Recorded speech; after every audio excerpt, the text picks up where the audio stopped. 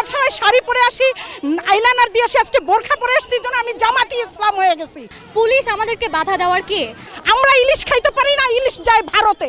ভাই তোমার ভয় নাই, রাজপথ ছাড়ি নাই, we would be there in the road forever. আজকে আমরা পরাধীন, প্রত্যেকটা জিনিসের সংস্কার হওয়া উচিত।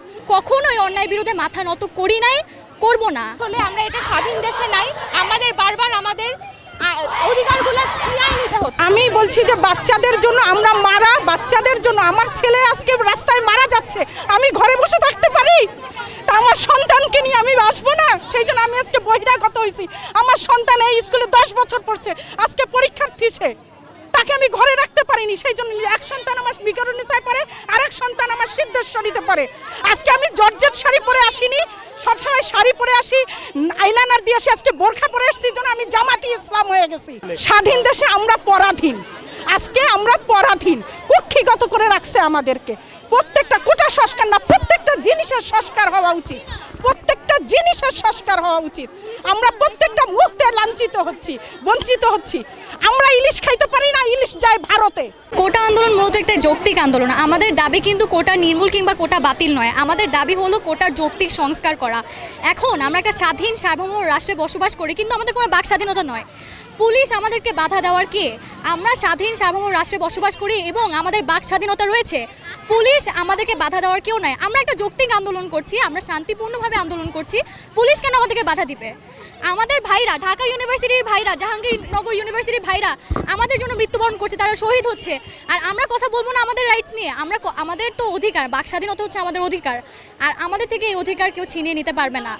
অন্যায় এবং অবিচারের প্রতি আমরা সর্বদাই সোচ্চার এবং সরব থাকব। আমরা কখনোই অন্যায় বিরুদ্ধে মাথা নত করি নাই, করব না। আমরা জাত হিসাবে সর্বদাই অন্যায় বিরুদ্ধে রুখে দাঁড়িয়েছি, কারণ আমরা বাঙালি। আমরা তারুণ্যের প্রাণশক্তিতে উজ্জীবিত এবং আমরা আমাদের আন্দোলন থামাবো না।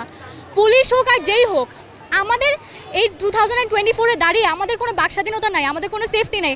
পুলিশ আমাদের সাথে রাফ বিহেভ করছে, এত বড় সাহস তাদেরকে কে দিয়েছে?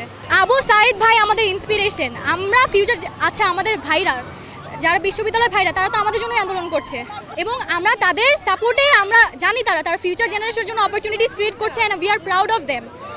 আমরা জাস্ট একটা স্লোগান বলতে চাই যে ভাই তোমার ভয় নাই, রাজপথ ছাড়ি নাই, we would be there in the road forever. Actually আমি হচ্ছে বিকারুন্নিসার প্রাক্তন ছাত্রী। আমি আমার ছোট বোনের সাথে এখানে আসছি। আর প্রত্যেকটা প্রোটেস্ট হোক আর মানববন্ধন হোক, আমাদের স্কুল থেকে একটা অপরচুনিটি থাকে। আমরা এই জায়গাটাকে নিজের মনে করি, আমাদের এখানে আর কি আমরা আর কোথাও যাইতে পারি আর না পারি, এই জায়গায় আমরা প্রোটেস্ট করতেই পারবো, এটা আমাদের অধিকার। আমরা এখান থেকে দাঁড়াই আমাদের ভাই বোনদের সাথে আসি, আমরা প্রোটেস্ট করতেই থাকবো। তারা হচ্ছে ভাষা আন্দোলনে যেমন আমাদের ভাইরা মারা গেছে, তেমন এই আন্দোলনে আমাদের ভাইরা মারা গেল।